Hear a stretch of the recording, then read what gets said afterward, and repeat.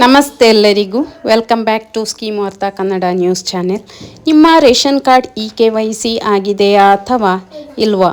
KYC ಆಗಿಲ್ಲ ಅಂದರೆ ಮುಂಬರುವ ದಿನಗಳಲ್ಲಿ ನಿಮಗೆ ಉಚಿತ ಅಕ್ಕಿ ಮತ್ತು ರೇಷನ್ ಸಿಗುವುದು ಬಂದಾಗುವ ಸಾಧ್ಯತೆ ಇದೆ.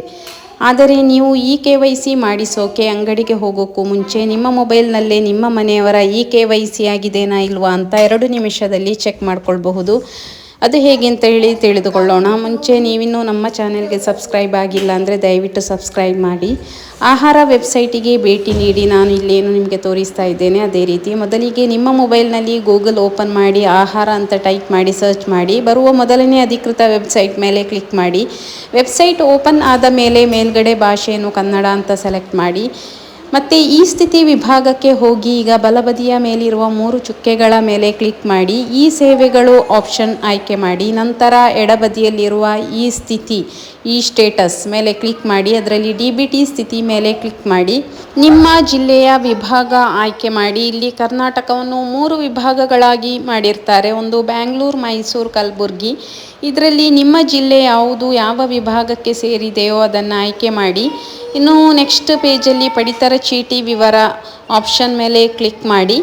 ಅಲ್ಲಿ ನೀವು ವಿತ್ OTP ಮತ್ತು ವಿದೌಟ್ OTPಯಲ್ಲಿ ಚೆಕ್ ಮಾಡಬಹುದು. OTP ಇಲ್ಲದೆಯೇ ಕೇವಲ ರೇಷನ್ ಕಾರ್ಡ್ ನಂಬರ್ ಹಾಕಿ 2 ನಿಮಿಷದಲ್ಲಿ ಸ್ಟೇಟಸನ್ನು ನೋಡಬಹುದು.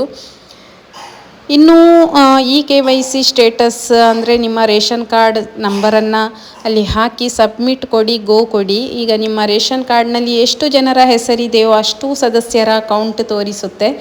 ಅಲ್ಲಿ KYC ಡನ್ ಅಂತ ತೋರಿಸಿದರೆ ನಿಮ್ಮ ಕುಟುಂಬದ ಎಲ್ಲ KYC ಪೂರ್ಣಗೊಂಡಿದೆ ಎಂದರ್ಥ.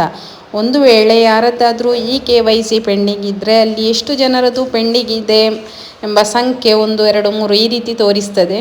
ನೀವು ಗ್ರಾಮ 1, ಕರ್ನಾಟಕ 1 ಸೇವಾ ಕೇಂದ್ರಕ್ಕೆ ಅಲೆದಾಡುವ ಮುನ್ನ ನಿಮ್ಮ ಮೊಬೈಲ್ನಲ್ಲಿಯೇ ನೀವು ಸ್ಟೇಟಸನ್ನು ಚೆಕ್ ಮಾಡಿಕೊಳ್ಳಿ. ಈ ಮಾಹಿತಿ ನಿಮಗೆ ಉಪಯುಕ್ತ ಅನಿಸಿದರೆ ತಕ್ಷಣ ನಿಮ್ಮ ಫ್ರೆಂಡ್ಸ್ ಮತ್ತು ಫ್ಯಾಮಿಲಿಗೆ ಕಳಿಸಿಕೊಡಿ.